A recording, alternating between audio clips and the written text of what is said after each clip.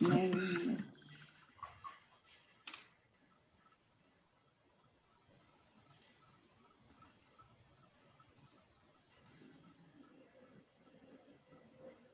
Ok.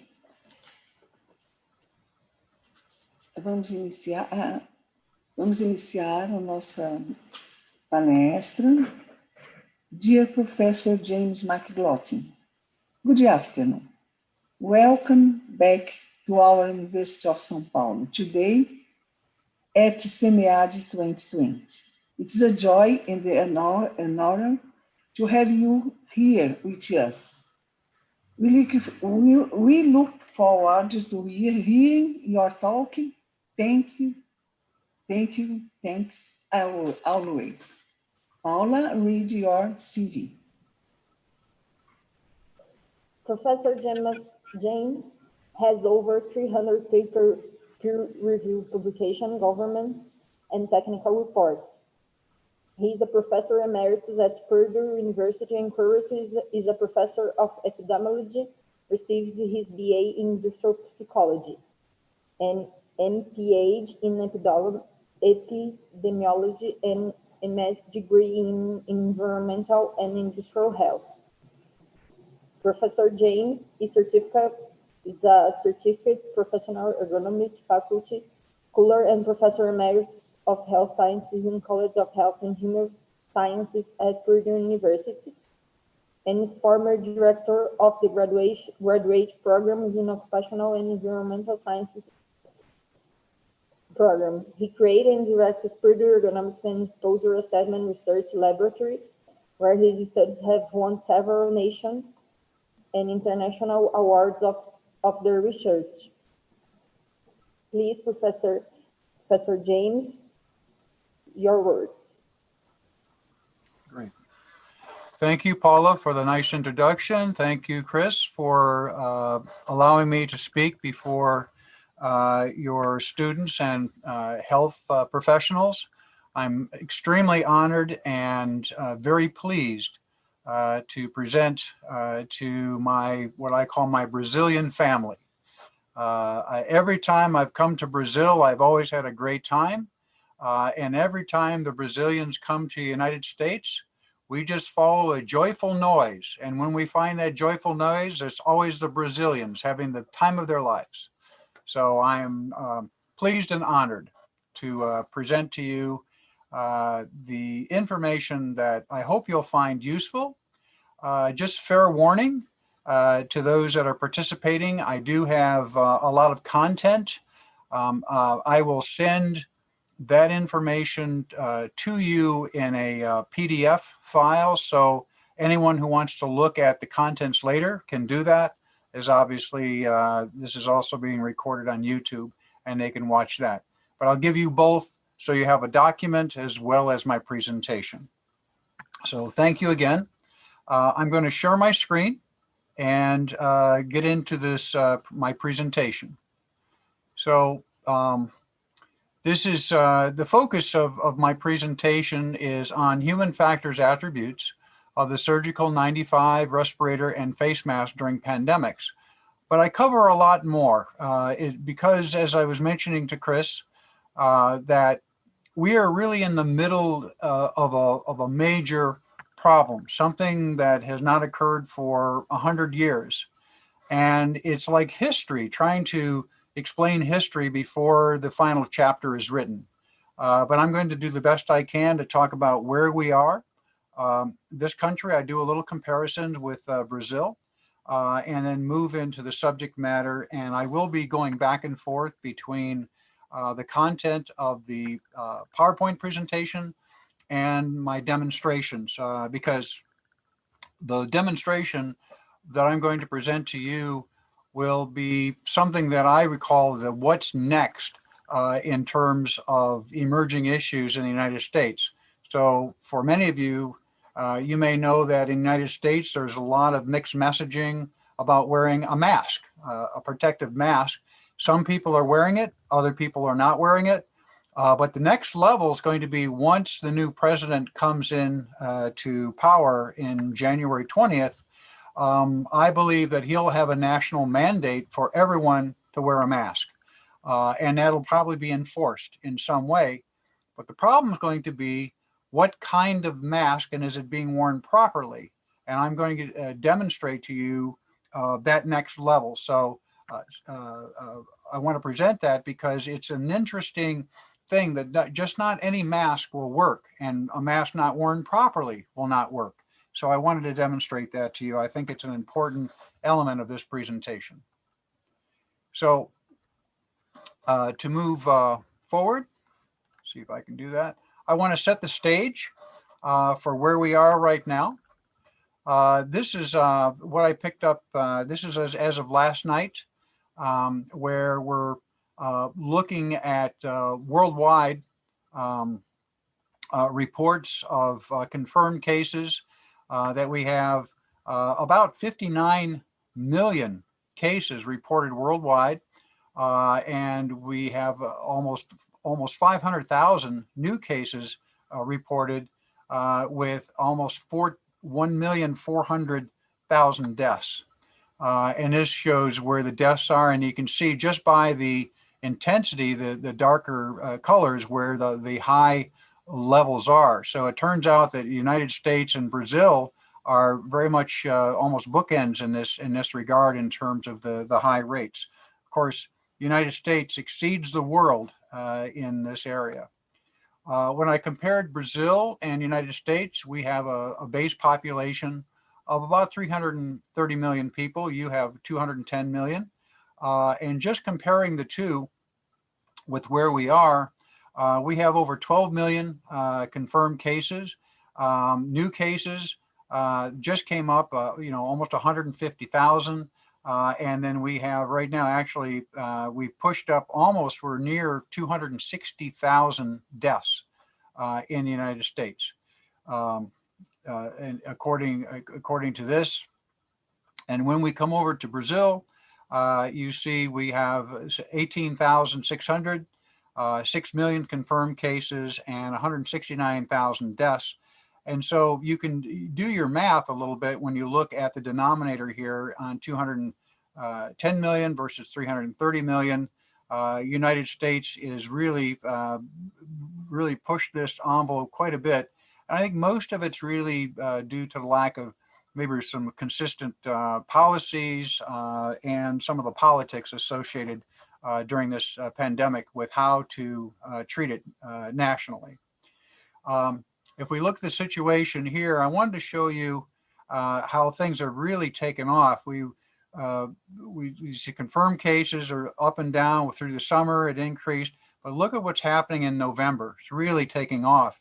In our deaths, we had a number of deaths where it seemed to be managing the fatalities a little bit more because we have treatment regimens that we understand. We also have some medications and so on. And of course, the vaccines are on their way, but we don't really see that being administered to the general population till probably the middle of next year, around June or July. When we look at Brazil, you had your really big push during your winter time down there through July and August, and your deaths also associated with that, but you seem to be addressing those issues, but you're now starting to see just a little bit of an uptick here as we head into November, December, your summertime. So this is something to watch on your end. Certainly for us, it's very challenging. This is what I'm most worried about right here. This, if you ask me what keeps me awake at night, our Thanksgiving is tomorrow. And it's a celebrated holiday. It's in our history. And the Centers for Disease Control, the agency that I work with for 22 years, recommended that people stay home, socially distanced, not get together with family and friends. And about 5 million people decided they were going to fly somewhere and get together with family and friends, and many more millions driving, kind of ignoring the recommendations from the CDC. So you see where we are relative to the other countries, including Brazil. Here you folks are down here, in terms of confirmed new cases. But look at where the United States is, really taking off. And I'm very concerned that when we get through our holiday, which is Thursday, Friday, Saturday, Sunday, people are going to be exposed, and this curve is going to increase dramatically. And I'm very concerned about that because right now we have doubled the number of deaths in this country from 1,000 a day to now 2,000 a day. We've doubled in the last week or so, and this number is going to continue to increase. And it's very, very unfortunate because there's not a person in this country doesn't know of somebody who's contacted COVID, and many who know those that contacted and have passed away. So this is kind of an interesting graph, and I just, if you can bear with me, I'll show you this little timeline. It'll bring it up. Let's see if it'll bring it up here. What it does, if you go to this this particular website right here, this is put out by Johns Hopkins University. It will show you the numbers. Let me see if I can get this to come up here.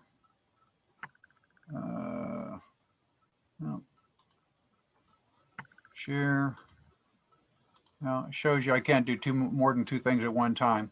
But what it does, if you hit this link, it'll show you a timeline of where it started out in Wuhan, China, and then eventually spread around the world, and where it is today with the millions of cases, over 10 million. And you can see the United States is in big trouble right here, and to a lesser extent, Brazil.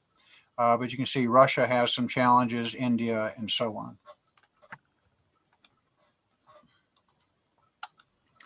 And in terms of policy, this is cases by county, different counties we have within states. And this part of the United States are in the Dakotas, the North and South Dakota. And the darker the color, the higher the case rate. And so what this is a result of is basically a decree by the governors of that state not to wear a mask. And only last week, the governor of North Dakota said, okay, now a mask mandate is in place, but it's a little too late. South Dakota does not have a mask mandate. And as you can see, it is among the highest rates in the country. And when you compare it per capita in the world, the highest death rate in the world. And this is a result of some of the mandates being decreed by the governors of the state, and the lack of a presidential decree putting everyone in the country on the same page. So it's a big problem, certainly here in the Dakotas, and you'll see other isolated areas here in Arizona, Texas, and so on. So one of the approaches that we're looking at in terms of protection is this called the Swiss cheese approach. And this is brought about by James Reason, who coined the term, describe how to deal with hazards from failures of complex systems and interacting with human, technological, and natural components. So with regard to the COVID-19 or the SARS-2, sort of, the barriers are there, the physical distancing, for example, wearing the mask, hand hygiene, avoiding touching your face, and so on. So each of these is a barrier, if you will, that by the time you put all these barriers up in place, that you hope that by the end, you're somewhat protected. And of course, that last layer of that Swiss cheese are your vaccines. So the idea is that now you've completely blocked it from here, which is very easy to be exposed to at the end, which is shared responsibility of those getting vaccinated.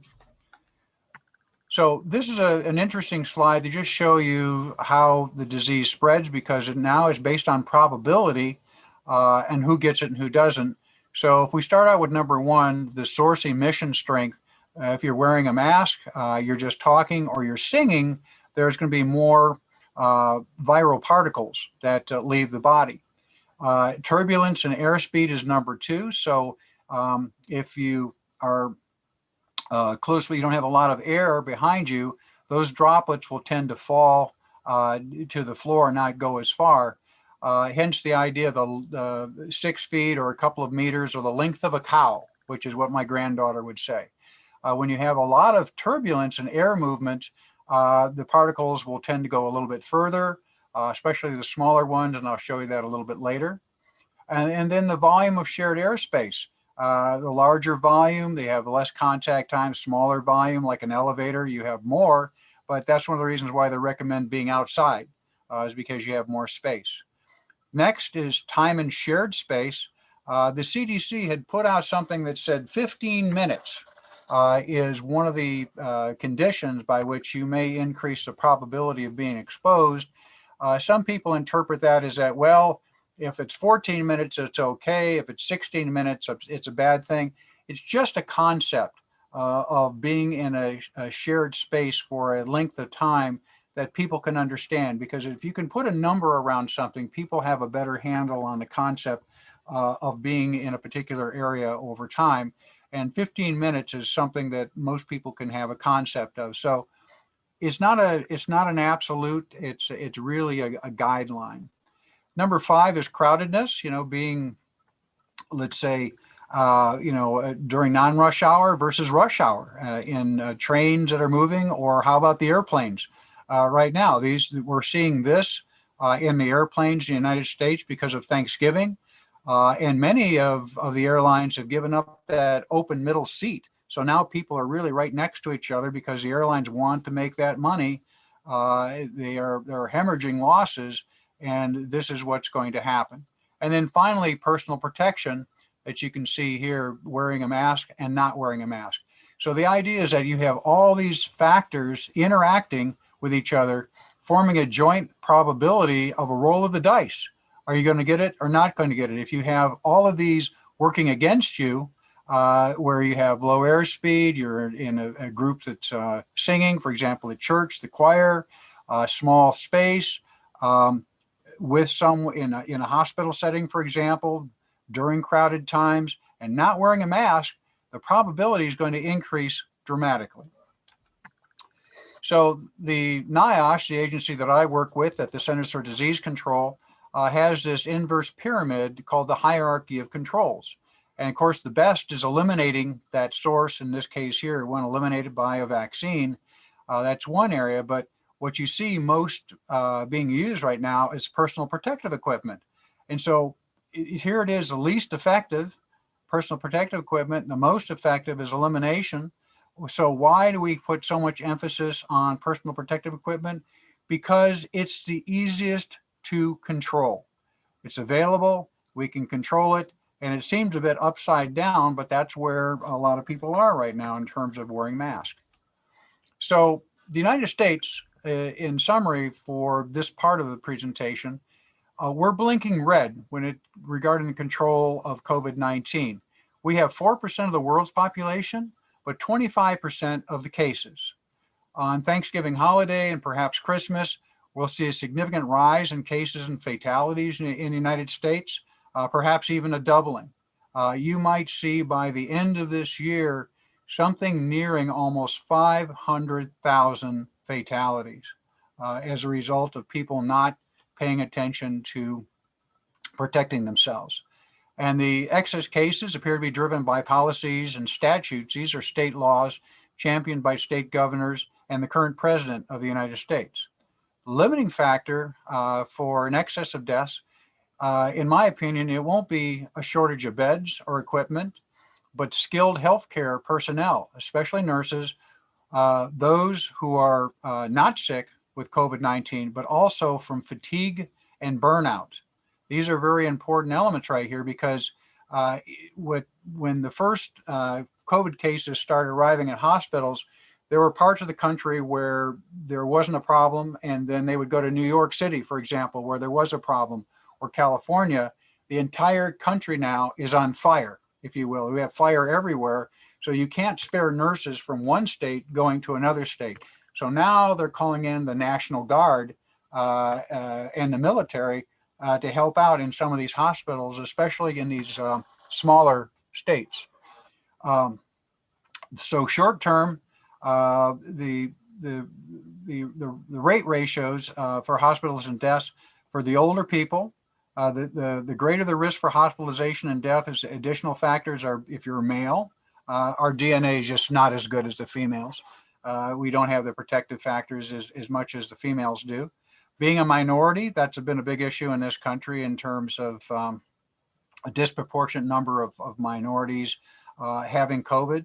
Having comorbidities such as obesity, hypertension, and diabetes mellitus are issues for the short term in terms of problems. Long term, this is something that's emerging now in terms of health. These are the younger folks who've recovered from COVID but have symptoms of fatigue, body aches, shortness of breath, difficulties concentrating, inability to exercise, headaches, and difficulty sleeping. So this is a big concern, emerging long-term concern. Think about chicken pox, for example, for many of you who are a little bit older who had chicken pox, and then later in life get shingles, right? So we have this adverse outcome of getting these shingles if you have the chicken pox. This may be something like that, but maybe even more severe. It's, oh, I got through COVID, no problem, I recovered. And now many of them are having these latent health issues. So stay tuned to that. What's interesting is when you look at age, it's somewhat, here's hospitalization versus death. We're going to compare this to, let's say, a risk ratio of 1 to the 18 to 29-year-olds. So this is our comparison group. So if you're young, for example, hospitalization is 4 times lower, 9 times lower in terms of fatalities, 9 times lower for 5 to 17-year-olds, 16 times lower for 5 to 17-year-olds. But look what happens as you get past the age of 30. You start to see it increase twice as high, 3 times, 4, 5. By the time you reach 85 years, you're 13 times higher to be hospitalized. But look at your number for death, 630 times higher from dying. So if you're hospitalized, you have a very, very high probability of possibly dying the older you are. So this is something that's getting a lot of people's attention in terms of these rates that we're seeing in the hospitals. So my little quote here is that when politics and policies trump, they're like playing cards, right? Trump, I'm playing politics here a little bit. Public health, more people will die from COVID-19 as we're seeing with the holiday season and the lack of a national mandate for wearing masks. So I want to demonstrate now what I call a proper mask being worn properly. So I'm going to leave this and just show you something that I think you might find of value. First of all, when we talk about a proper mask, we have several things. We have one is that here's a mask that can be worn out. We have a lot of this, just a cloth mask, a linen mask. You put it on your face, and you go out and say, well, okay, now we have a mask mandate, and we're wearing this mask. We should be okay. Say, well, wait, there are maybe some issues with this particular mask. So, for example, how about someone who wears it like this? Okay, is there? We call it the sniffer, right? You're wearing a mask, but you're not wearing it properly. Or how about like this? You're wearing the mask, but you're not wearing it properly. How about like this?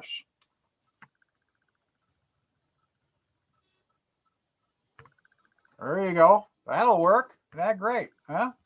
Or on top of your head. There you go. That's a great mask, right? So the idea is wearing a mask and wearing it properly. That's one, but is it the proper mask? So then the question comes up about surgical mask. So here's a surgical mask, and it's disposable. I see Chris has one. And you can put it on, and you go out, and of course, these are made to be worn, just temporarily, and then you get rid of them. But what's the difference between this mask, for example, and this mask right here that I just showed you? Well, the difference is that the surgical mask, I kind of cut it in half. And as you can see, here's the outer layer right here, which is porous, and then an inner layer, which goes up next to your face. But you have this middle layer right here, which is a plastic layer. It's called polypropylene. And this plastic layer is the barrier by which it will block the air that's moving back and forth as you breathe, possibly exposing other people. So let me show you what I mean by that. So I put this mask on, and I call it the assassin mask, by the way. And you'll see why in just a second. So here I have it on. I'm wearing it properly. I'm not doing the sniffer. So I have it up, and my demonstration is kind of enlightening. It's I show this to my students, and it gets a wow factor. So can anyone see that candle okay? A little bit better. Really get that candle going. There we go. All right, so we have this candle right here, and I'm going to hold up and just my mask. Wow, what just happened there? I was able to blow through the mask. So what it is, even though I'm wearing a mask, the pore size, the weave of the mask is such that respiratory particles, the smaller ones, can get through. And even though you think you may be protected from someone else, that person may be exposing you, and they may have no idea that they're possibly exposing you. To me, this is going to be the big wave of concern when President Biden comes into place in terms of educating people about the issues of proper mask. Now, when I put on this mask, which I showed you had that barrier in it, I promise to blow just as hard. So we get the candle back out.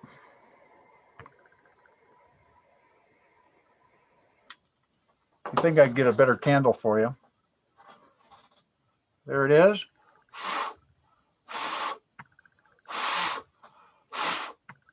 You can see it's not going out. And just to say it's one of those candles, and now it goes out. Now there's one other issue that comes up that you've seen, a point of education. I call this the Darth Vader mask. You've seen people wear it, and I mean, in many instances, it's like almost a fashion statement, right? People wearing it, and you can see this mask has a valve in it.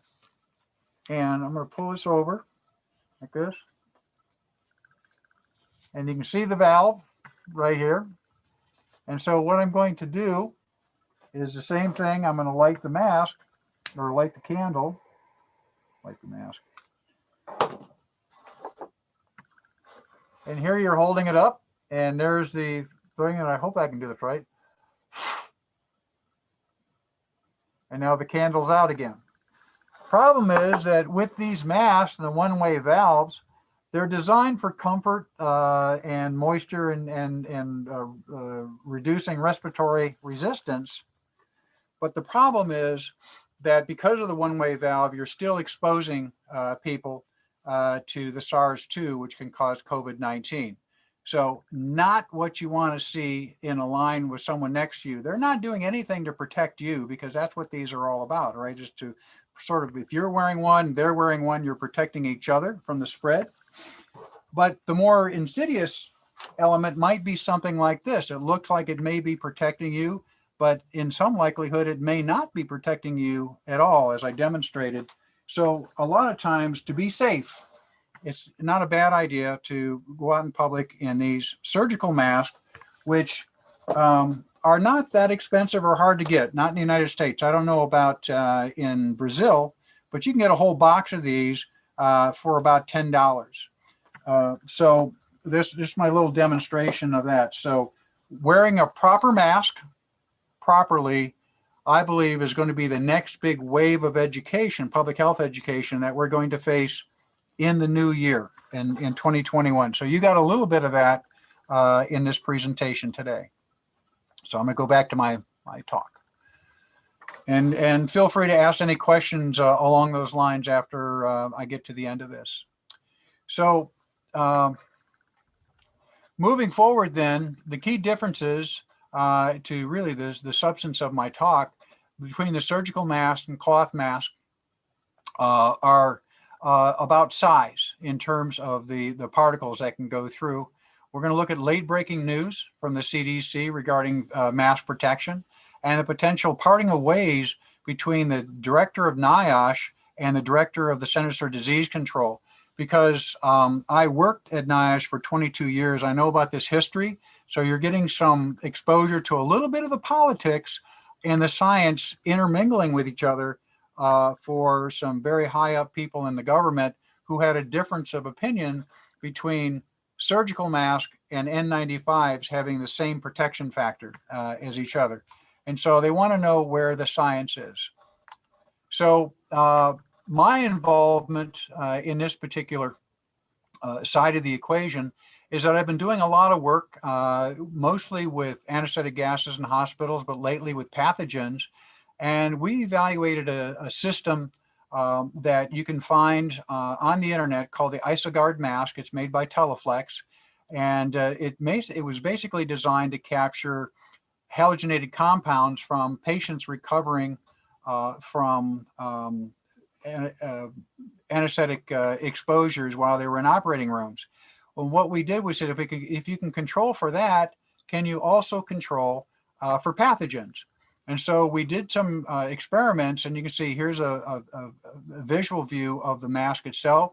And this is a view of the pathogens on it, like COVID-19, using bioluminescence. And the brighter the pattern, the higher the colony count. And this is the exhaust hose right here. And you can see it really lights up with the pathogens. But what's most important is right here at the end, this is a HEPA filter, right? A high efficiency filter. And here's all the pathogens on one side, but on the outlet side, you don't see anything. So it captured these pathogens nearly to 100%. So using HEPA filters is quite valuable in the context of being able to control the spread of pathogens. So we were able to use this on patients, what we call source control, and it worked extremely well. Part of the challenge, though, was hospital administrators are saying, well, it costs $5 a mask. Not really sure we want to invest in that. Now they have an incentive to do that because of COVID-19. So as a result of my work there, they asked me to get a little more into this, and then the nurses then had me write a paper, which you're seeing some of the elements of that paper in this presentation, which have been accepted for publication in a nursing journal. So now just the basics to go through in terms of this separation. Just so that you know, obviously the face mask, as you saw, covers the mouth and nose. It may not meet fluid barriers. The surgical mask provides a physical barrier, and it also looks to fluids and particle matters. That's one of the reasons why when I blew through it, I wasn't able to blow out the candle. So it has that barrier in there. Now we have the NIOSH approved 95 respirator and the surgical 95. Both of these are approved by NIOSH, but they're a little bit different in terms of the surgical 95s are worn by healthcare providers, and they're a class 2 device, and they involve particle filtration, but they have a couple more elements just in terms of flammability and also comfort and not being sensitive to the skin. So with surgical masks, there are 3 layers, and I showed you that.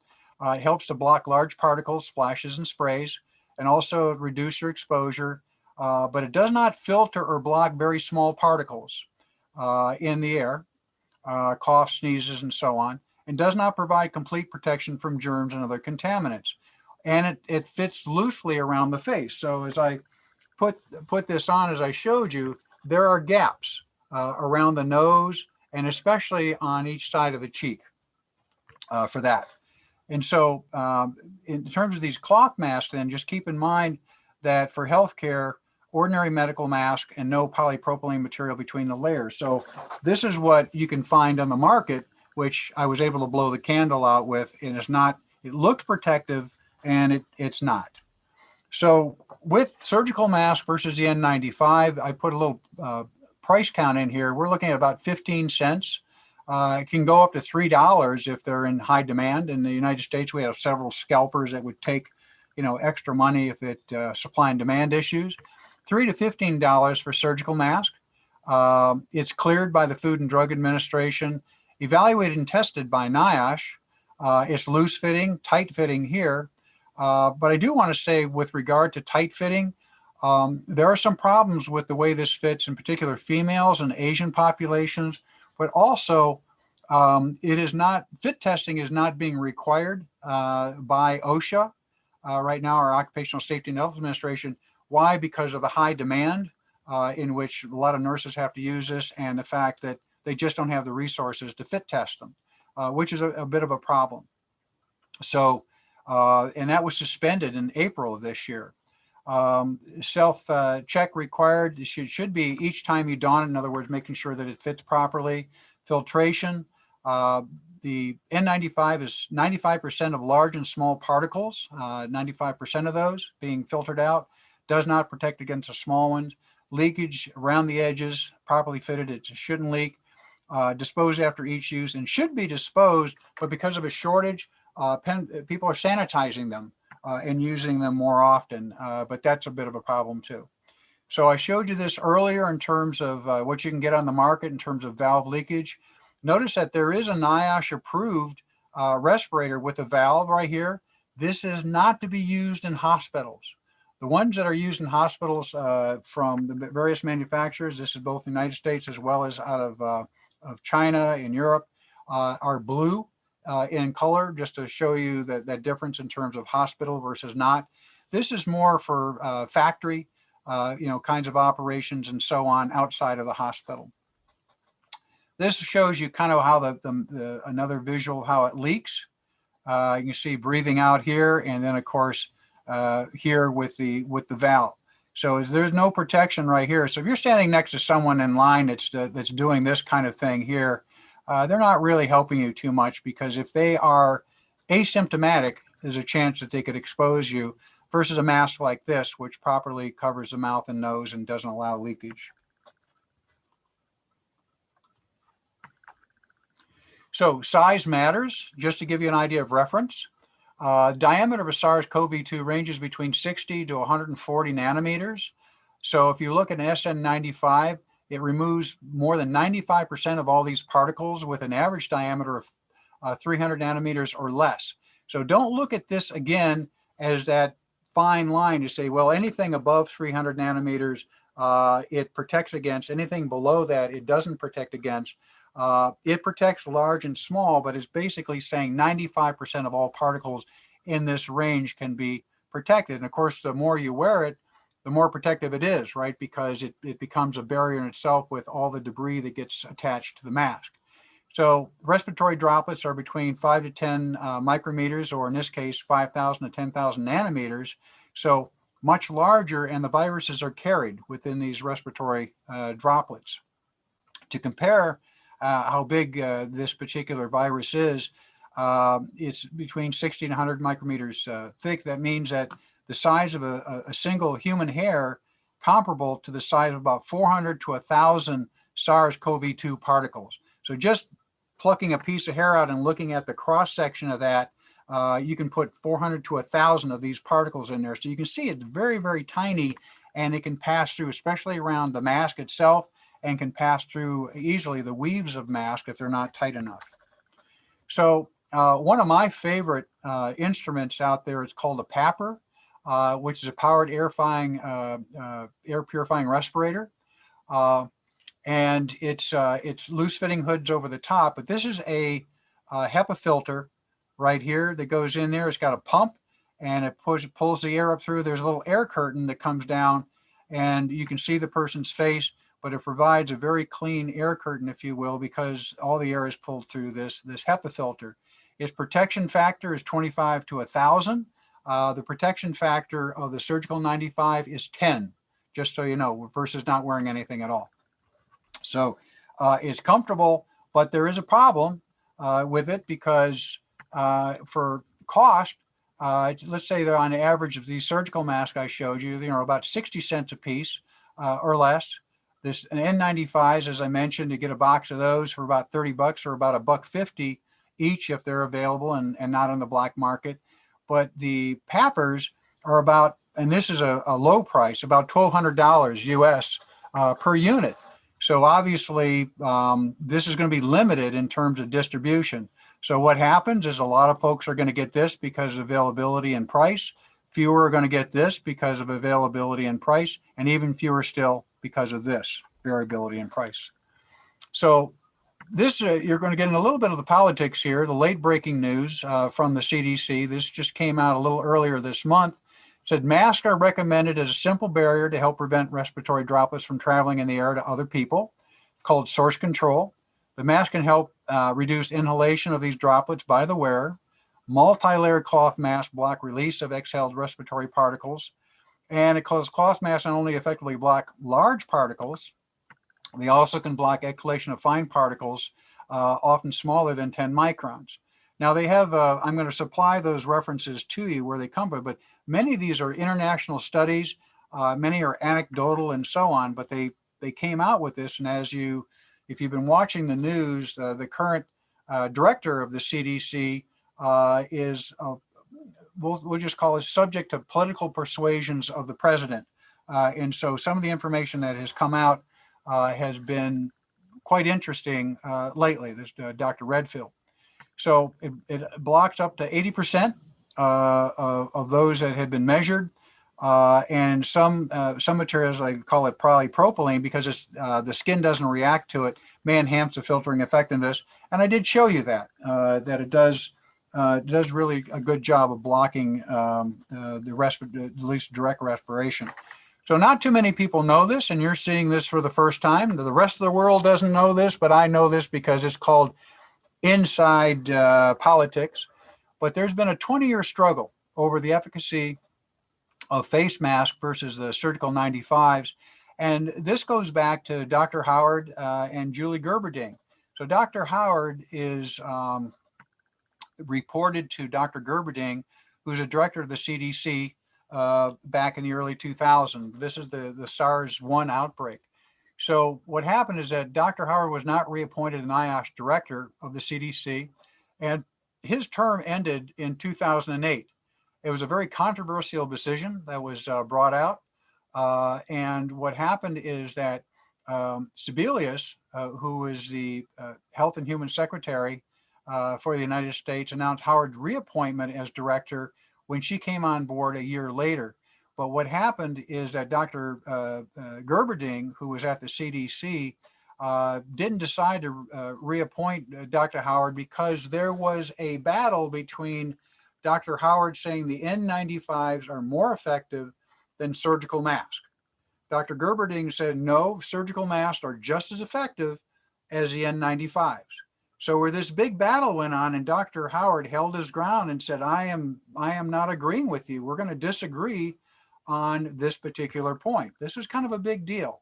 And because of that squabble between the two, Dr. Howard's appointment came up, and Dr. Gerberding says, I'm taking care of you. You're gone. You're not going to be reappointed. You're out of here. But what happened is that because Dr. Howard stood his ground, when the Obama administration came into power on January 20th, 2009, Dr. Gerberding resigned from her post because she was told that it's probably a good idea that you look for another job. As a result of that, Dr. Howard was brought back in to NIOSH, and he is the current director of NIOSH. So it's interesting how the science trumped the politics versus a change in office between the presidents before Obama and after Obama. So interesting kind of news if you like that kind of stuff. So here's our surgical mask. And of course, as I mentioned, you, it's sort of a teal here of the surgical 95 respirator. And there are a lot of problems with counterfeiting. So there are ways of tracking to make sure it's not counterfeited in terms of going online and being able to determine that.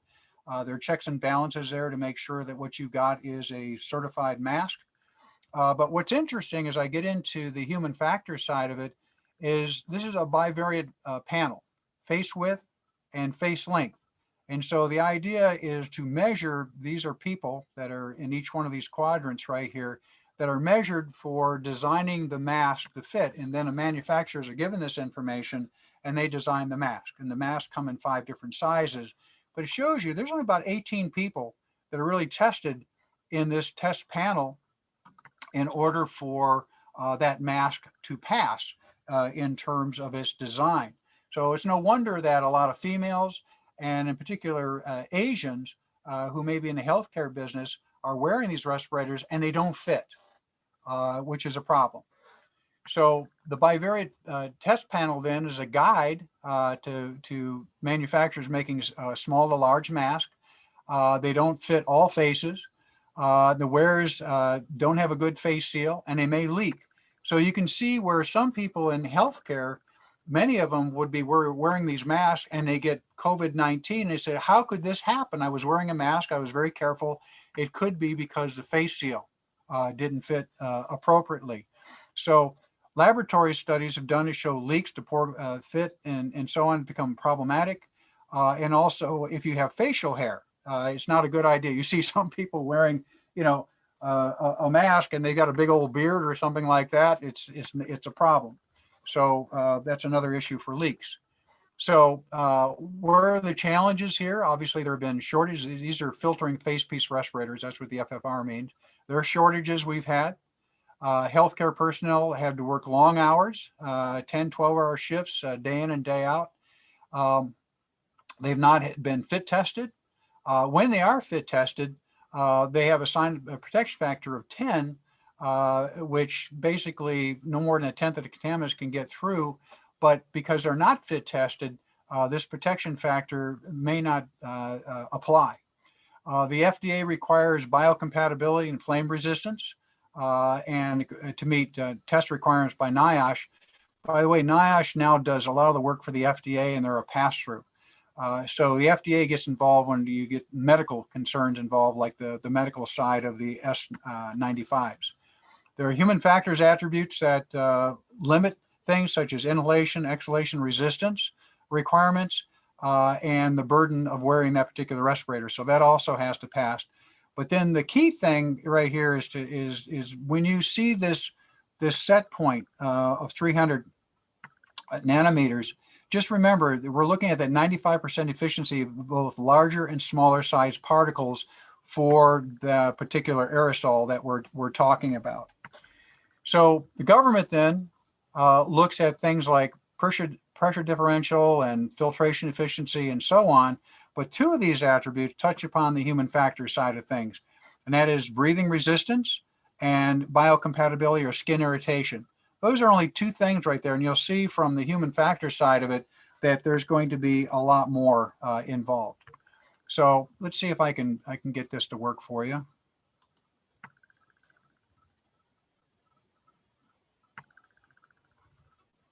So this shows a person sneezing, and you can see the particles out here going out. This is a very sneezy person, a lot of liquid. It doesn't look all that great, but you see the distance out here that it's going, about 20 inches out. And so these are the larger particles that you can see that are going to drop down out of the air pretty quickly. And then there's another graphic that shows you now we've doubled that distance right here.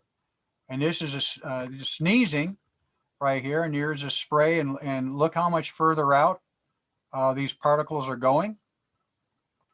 And the spread right here, you can see many of them are dropping down, but you can see all these other particles that are still suspended in the air. This is one of the reasons why they say, it's important to be in a well-ventilated room and so on, because these things can remain suspended. And then finally, we look at 23 to 26 feet. So several meters right here, and you can see that particular plume where it's going. So, quite interesting when you can go to that particular level. So let me see if I can get you back to where I need to get you here. Patient and get there. There we go. Whew, I was worried I'd messed that up. Let me get you screens back. There we go. Thank you, Chris. She's smiling. So we see that we have basically particles can go quite far. Most of them drop down to the ground. That's why they say a length of a cow is your distance. The further, the better. But most of the particles, in terms of aerosols, tend to drop out about a couple meters, and so it lowers your probability. But there are the smaller, finer particles that'll carry out as much as 6-7 meters. So this is really the essence of looking at now the epidemiology between the surgical 95s and the surgical mask. And this was just came out 2020. It was in the Lancet. And the thing I really want you to focus on right here is looking at what the relative risks are in terms of wearing a mask and not wearing a mask. And these are all these different studies that were done on the meta-analysis. The respirators, no, yes, respirators, and looking at infection from SARS, COVID-19, and so on, events with a mask, events without a mask, and then your relative risk over here, your 95 percentile grade in that. And one is obviously no risk, and then you can go in a protection side favoring wearing a mask, and then the non-protective side favoring wearing no mask. And you can see that just about all of these studies show that obviously there is a protective mechanism from wearing a particular mask. Well, you think, well, that's all that great. And again, there are many of the masks in here that would be of the surgical 95s. And what I'm trying to show, if you see that, the protective side, it looks pretty good. And you say, well, then there's not an argument here. The N95 should work over the surgical mask. And this one, when we just specifically focus on the 95 and surgical mask here, and we look at SARS and MERS and COVID-19, you also see the same kind of protective mechanism. Many of them not, hugely protective, but some are. And these are, relatively recent studies here. The problem is they're not randomized, and many of them are not blinded in any way. So there's a lot of bias in the reporting of how this comes out. So there's some concerns with this, but it looks like the general trend is N95s obviously are more protective, certainly more protective than not wearing a mask at all, and slightly more protective compared to the surgical masks themselves. But the story is not over, because if you go to the New England Journal of Medicine, and there are a number of these kinds of studies, I picked this one out just for the sake of time, because it just follows a general curve of the other reported literature. Here's a randomized study of surgical 95 respirators and surgical masks when caring for coughing or sick patients during influenza season. A fairly good size, almost 3,000 participants and so on. But they collected this data over 4 years of flu seasons and looked at the cumulative incidence of laboratory confirmed influenza reported to be similar in both groups, wearing the surgical 95 versus the surgical mask. And so you say, oh boy, here we go. We're going back to this.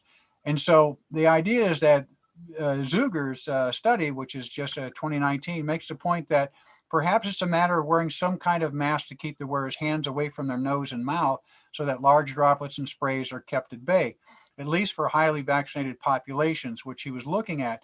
In other words, the mask itself provides a protective barrier from that. But many times, if you're not wearing a face shield or glasses, you may touch your eyes and the tear ducts, and it can get exposed that way. But also the lack of a good fit between the surgical mask and the N95s may come into play, or some human factors attributes. So in randomized double-blind studies, obviously are needed to settle the argument about protective aspects of surgical masks. And so, and I don't think that the COVID-19 pandemic will settle this matter, mostly because, one, we're not fist testing the mask in health care environments, and also in a contextual way, and this is where the problems of the other studies have been done, we have to look at the environmental, personal, and human factors roles that are played in this regard. So now, after more than 20 years of pandemic-related research, it is clear that there are individual and possibly a combination of human factors attributes, discomfort, temperature, respiratory resistance, and so on, that come into play regarding these two types of masks. So I pulled together hundreds of articles, and these are the general aspects of human factors: visibility, communications, breathing, physical performance, controlling the temperature, facial hair, anxiety. These are the general aspects of respirators, but the specific aspects of the surgical 95s are face seal, heat exposure, skin irritation, being able to hear someone talk, breathing resistance, and people feeling claustrophobic when they wear the mask. So Obviously, when you wear the mask, you're protecting yourself to a certain degree of the SARS-2 and getting the disease. But in terms of visibility, how many of you have worn, a mask and your glasses have fogged up, right? It's just like you can't see, and so that becomes a problem there. So visibility is an issue. Verbal communications, it's kind of interesting. Simple words and phrases are not understood at least a third of the time for people only a couple of feet away. So as you know, when you're talking to the mask, you can't really hear very well, right? So there's a communications problem.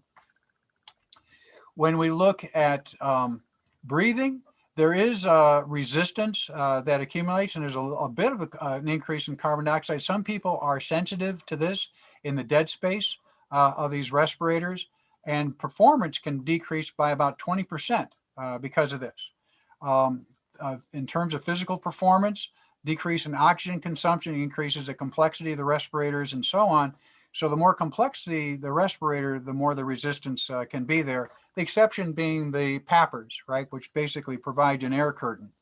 Also, you have thermal discomfort and potential hypothermia. And when you get into coughing and sneezing and scratching and other issues that come into play, people will don and doff the respirators, take it on and off. And facial hair is a problem because it leaks around the beard, and anxiety and work performance. With regard to the surgical 95, there's leakage around the face. I talked about that. Heat exposure, especially for prolonged wear. And then this microclimate inside the mask, if you're wearing it for long hours, causing the pimples and rashes and breakouts around the face. You can't hear as well. The auditory problem is an issue. And so they found if you speak in complete sentences rather than short question and answers, it's better to communicate. Can you imagine the medical errors that are occurring because of this? There is breathing resistance, and a lot of people report being claustrophobic in wearing these things. And that's why a lot of Americans, when they go out shopping and so on, don't wear a mask, claim they get claustrophobic, and they have a medical release that they don't have to wear one. They say, well, it doesn't release you from wearing a face shield in some way. At least try to protect people in some way. So these are the kind of the outbreaks that you see with people in the healthcare profession wearing the mask over prolonged periods of time. Much of this isn't caused so much by the contents of the material of the mask as much as that little microclimate around the face from the breathing and bacteria that accumulates over time. So there's a physiological burden of wearing this, a long shift that people report getting dizzy, get dehydrated, they tend to hyperventilate, they elevate the carbon dioxide, and lots of anxiety issues from wearing these masks. Again, pointing to taking the mask on and off. So conclusions and takeaways from the literature, and I mostly focus from 2000 up to the present time, because when SARS-1 broke out, we had a whole avalanche of those that followed, right? MERS and Ebola and so on. So one, in terms of the human factors, there needs to be a systems approach that really looks at the surgical 95s to understand and link the human factors attributes of the 95 respirator for healthcare workers. Extended use and reuse.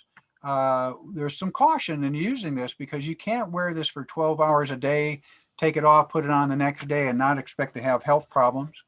One size doesn't fit all. I showed you that with the mask leakage. Clinical efficacy in the 95s. This is a real big take-home point. What we see in terms of the evidence coming out of clinical settings and saying we don't really see a big difference between surgical mask and the N95s, but yet in a laboratory we do, may be attributed to all these aspects of the human factors coming into play, such as irritability, fit, microclimates, respiratory resistance, and so on. Taking on and off becomes a factor. How many times they do that because it's not comfortable. And you have the physiologic and physiological concerns where we're looking at overuse and well-being. And then respirator design. The need to understand what are these design trade-offs to where abuse and use. laws and regulations for these in terms of pandemic emergencies.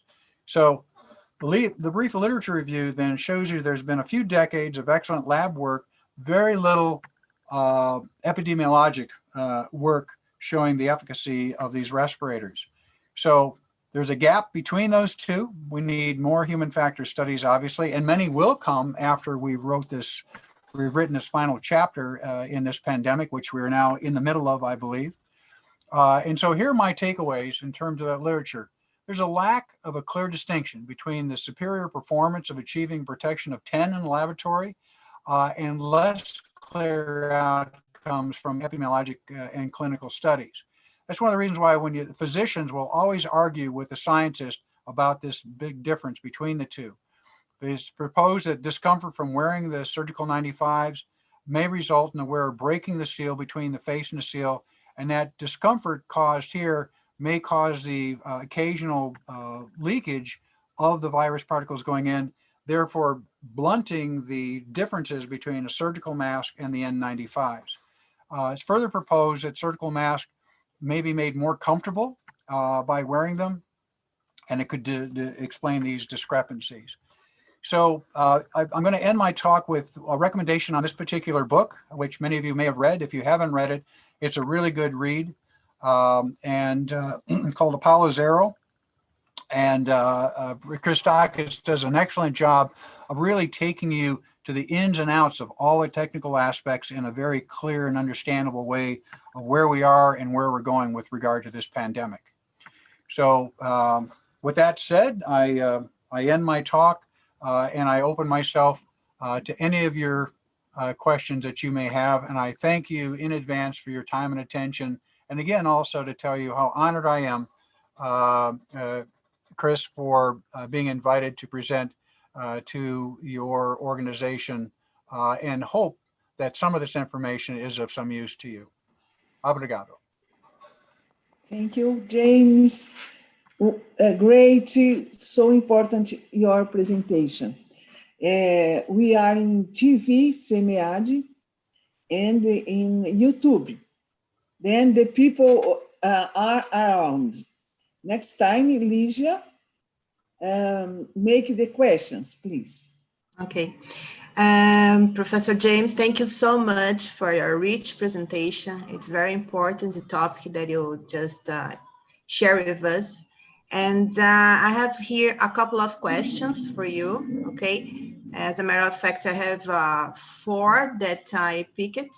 So I will read one by one in English for you, and then I will translate for the audience. Is that okay for you?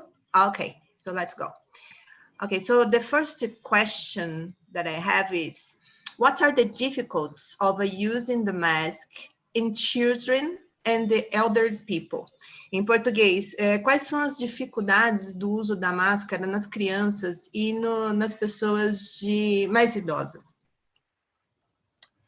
It's a great question for the elderly and as well as for children, because there's 2 sides of this, and very young children. I'm speaking of those that are less than the age of 5, in particular up to a couple of years of age, which by the way, they are not, children less than 2 in the United States aren't required to wear a mask.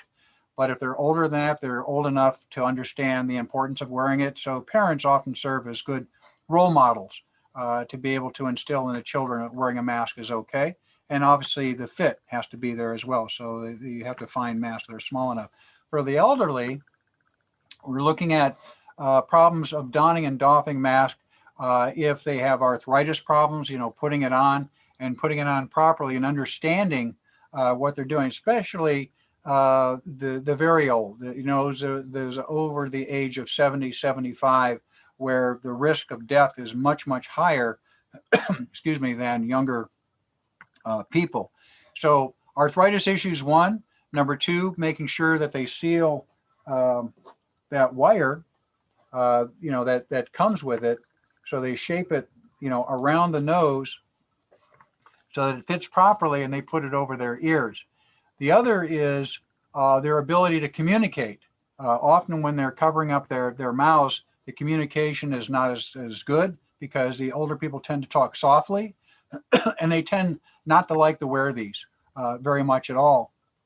But it is, complicating process by not only the manual dexterity of putting it on and off, communications, and then in fit. Thank you. I have here another question that is related to the beginning of your speech. That the question is, I have been in North Dakota region and I realized it is a community of a very traditional thoughts that may implicate behavior against accepting COVID-19 reality disease. In this sense, the government-media has a great responsibility in providing the real and right information to the population. In this line, Professor, governments should not be responsible for a lack of health norms and the deaths of the population. Ooh, that's a loaded question. I will speak more from the context of the United States, and then you can take what you will to your own application in Brazil. I do read the news down there. You're very interesting, your politics, and you've noticed that sometimes politicians are not on the same page, right? The president says one thing, the governor will say something else, and the people are saying, what are we to do? In our country, it's been a disaster. And the reason is that we've not had a national voice, a national leader indicating that wearing a mask and providing those resources for all states, all 50 states in the United States, has resulted in a very uneven understanding of respiratory protection and the importance of it versus being exposed to SARS-2 causing COVID-19. So as a result of that, some states are saying, we don't need a mask, don't have to wear a mask because we're tough, we're Americans, we can't be told what to do. And others are saying you should wear a mask, you need to wear a mask because you're not only protecting yourself, you're protecting others. And so this unevenness has resulted in many epidemiologic experiments where the states that don't require wearing a mask are having much higher rates, as I pointed out in North Dakota and South Dakota, for example, highest rates in the world per capita, right? Which is crazy when you think about that, versus other states like in California where they do require wearing a mask, much higher population where the rates are a lot lower. The problem is that it's hard sometimes for people to conceptualize something so small and tiny that they can't see that can kill you. And it's not known, as I said, that sometimes like the assassin mask right here is that you might go out be wearing this thing, but yet you're asymptomatic, exposing someone, and they are now getting it, and you have no idea. You say, well, maybe you got it when you were in a checkout counter getting food. So the problem is that we're at a point of division in the United States between those that think they don't have to wear a mask because it's their body, their life. But I say to you, we have laws that say you can't drink and get behind a wheel and drive. You have to wear a seatbelt. You can't smoke in certain environments because not only does it kill you, it's going to kill others through secondhand smoke. So we can see a number of these things eventually getting out. Why? Because they're national policies, not state policies. And once that happens, the next thing that has to happen is a solid educational program to help people connect the dots and say, we get your individual rights, but if you don't follow these guidelines, you're likely to die. Perfectly. I totally agree. I will translate in Portuguese because I forgot. Yes. Sorry. No, that's okay. Pessoal, então a pergunta foi, a pessoa esteve na região da Dakota do Norte e ela percebeu que a comunidade ela tem um pensamento muito tradicional naquela região e que isso pode implicar no comportamento de não aceitar a realidade do Covid-19 nos Estados Unidos. Então, nesse contexto, a pergunta foi, o governo / mídia teria responsabilidade em prover uma real informação sobre os perigos, né, sobre a questão da não utilização da máscara? Então, nesse sentido, eles deveriam, o governo, né, no caso, ser responsável? pela falta de normas de saúde e com as possíveis mortes. Então, é óbvio que esse contexto não se aplica só aos Estados Unidos, né? É um contexto muito mais amplo que tem muito mais a ver com culturas ou com mindset. Okay, Professor, so I have another question here. Lígia, Yes. Lígia, se puder passar para o inglês, ele disse que, assim, que a gente tem também uma política interessante sobre essas questões, né? Então, esse desafio do interessante versus a responsabilidade pelas mortes, como a gente está vivendo momentos semelhantes. É só um comentário, se puder traduzir para ele para o inglês, fica mais preciso. Para traduzir ao professor, você diz? O professor Deu? Desculpa, poderia repetir rapidamente, professora? Sim, é que quando ele respondeu a questão da Dakota do Norte, ele falou que o nosso país está com uma política interessante sobre isso. Ah, ok. Então, assim, que curiosamente temos problemas semelhantes e responsabilidades e perdas semelhantes. Só para ratificar. Yeah. Yes, Professor, I am translating Professor Anna, and she says that we have a really interesting politics being applied here in Brazil, but in the same sense, we have same issues as well. Therefore, we are work together.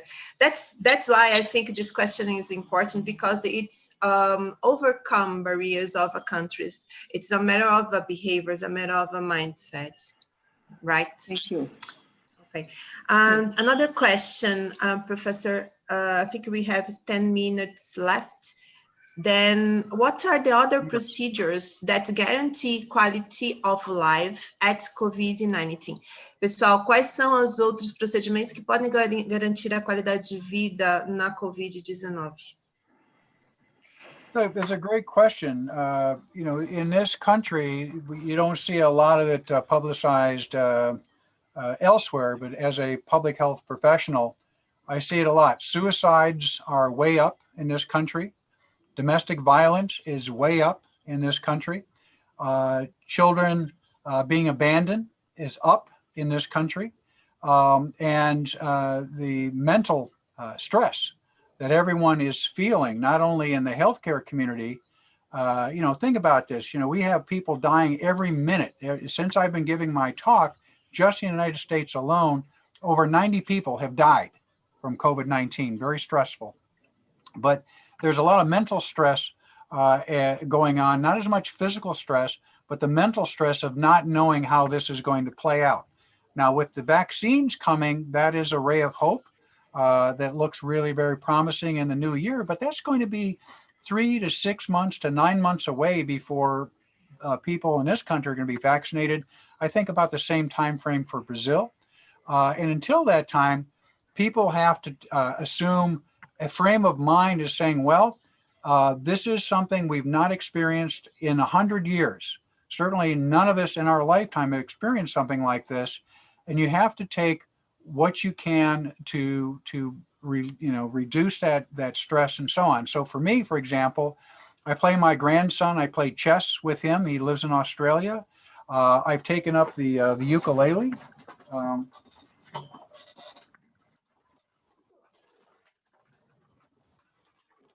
Play a ukulele now, I strum for my own mental health. And then I write papers and I present. And that helps me. And I think people need to find where they can be comfortable in the social distancing and isolation. So for example, tomorrow we have Thanksgiving. We're usually with family, but only my wife and I now. But we're going to Zoom our family and have a virtual meal with them. So we have all these issues in the United States, as you see, the very worst, but also you see some of the best that are happening. Plus, we have a new president coming in January, and we're all very hopeful that he can get us all on the same page, reduce the temperature, reduce the stress, and bring out the vaccine. Well, good to know that you are having a great time providing this speech, because you said that's something good for you. Thank you. Okay, another question. Here in Brazil, there is a craftsman who is making masks imitating the person's face. What do you think about this art in terms of mask? I don't know if you understood my question, but it's somebody that's crafting a handmade mask to look like the person. So what do you think about? Well, if it protects, it protects properly, that's fine. But if not, it's a problem, as I showed you in terms of the protective aspects of that. There are a lot of entrepreneurs that are going out and making masks and so on, but many of the entrepreneurs don't know the protective mechanisms that have to come into making a proper mask, and when they don't, through their own ignorance, even though they're making some money on it, they may be causing more harm than good. So they have to be very careful about that. Yeah, very important. A pergunta, pessoal, é sobre essas máscaras caseiras, né, que o pessoal faz, tanto no âmbito de máscaras tradicionais, quanto máscaras personalizadas, né? E o professor diz que, contanto que atenda, né, os requisitos, ok, mas caso contrário, a gente tem que tomar cuidado, né, ao adquirir esse tipo de máscara, se não provém a real adequação e proteção. Veja, neste caso, é um artista, a pessoa leva foto e ele imita o rosto da pessoa. Então, tem um impacto social diferente, mas realmente não tem a certificação de qualidade. Se puder traduzir para ele. Ok. Eu acho que ele não entendeu. Maybe not. Professor James, just an additional information that Professor Anna just gave to me. We totally agree with you in terms of protection. That should be okay. But she's saying that there is another face of it, that he's imitating the real face of the person, and there is a social aspect of it in terms of even accepting more, this kind of a mask. It's just for your information, in case I could not translate it properly initially. Yeah, I'd have to see something like that to fully understand the concept of that, where you can make a mask looking like another person or so on. I'm not exactly sure what the intent of that is. That might be a cultural thing. We see people making fun of President Trump by wearing a mask like that, or maybe a pig or something of that nature. It becomes more an art expression than it is a protection expression. Eu vou mandar um vídeo para ele, onde imita o rosto de verdade da própria pessoa. Okay, and she's saying that she's sending to you a video that you could see and enjoy what you are just trying to explain, and you'll see the masks. Okay. And maybe they're just missing Carnival. Maybe. Agree. But yeah, because we are not going to have this very soon, so maybe it's the same face. It is the same face. My face, either mascara. It's the same. Not Carnival. Carnival is good, but not in Brazil. No Carnival. But the artists make compare real photos, the same face, bush, nose, looks like, but no, don't have the quality. Yes. Yeah. I'll have to see this. You're ahead of us. You're way ahead of us in this area. Okay, and Professor, besides the Apollo's book that you just showed to us, do you have any publication of this specific topic that you can spread with the audience in Brazil?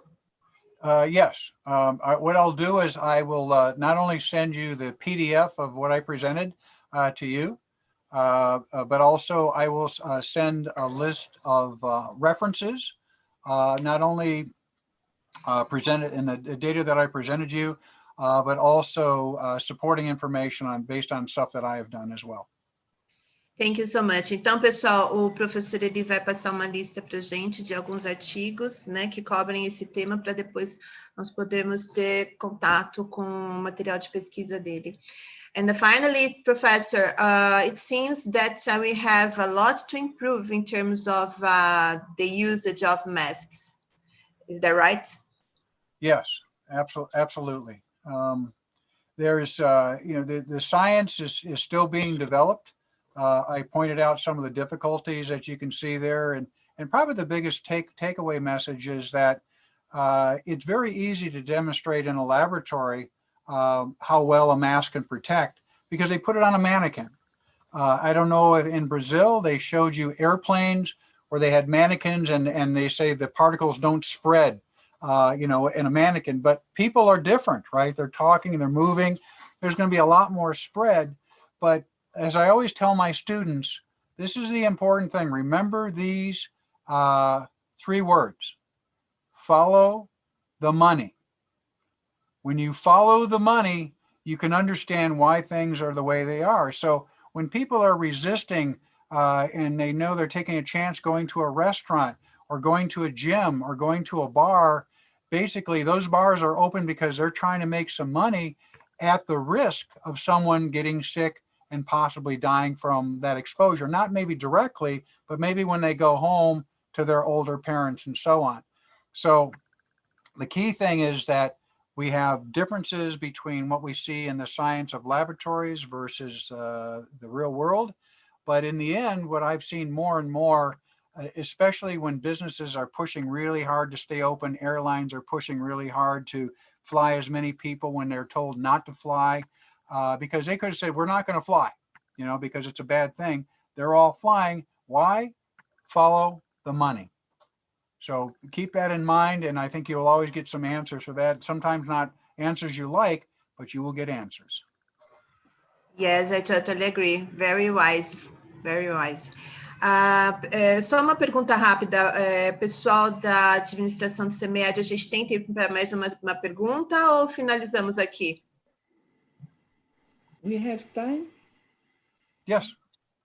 No, Okay. no, in the system. Yeah, she's not speaking, but quickly, Professor, is there good news in terms of the end of this pandemic? Yes, I think there's very good news. There's 3 different companies. Pfizer, I actually have a friend who is on the lead team for developing this vaccine. Pfizer's one, Moderna is another, and they use what's called messenger RNA for developing the vaccine, which is a whole new way. It's like basically a genetically engineered coupling for stopping the spread of the virus particles in the system. And it looked very, very promising at 95% effectiveness. And then Oxford and AstraZeneca have come out with a more traditional approach. They've taken longer to do this. And remember, they were working on Zika and SARS-1, so they had a longer run time of this, more traditional way, and so that's coming out.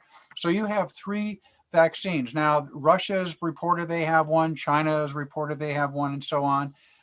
And I don't want to disparage either country, but the field trials and the rigorous elements that are involved in large populations to be tested so there's no adverse outcomes, that due diligence has been done. And so I could say by the time we reach next year at this time, the world will be vaccinated. The vaccine supply will be there, because it's not just making the vaccine, it's a supply chain, right? Getting the vaccine from here and the people vaccinated. I mean, that's a big, big step between having it and getting it administered. That's real big. But I believe that because the world is on alert, we will be in a much better place next year at this time. So that's the great news.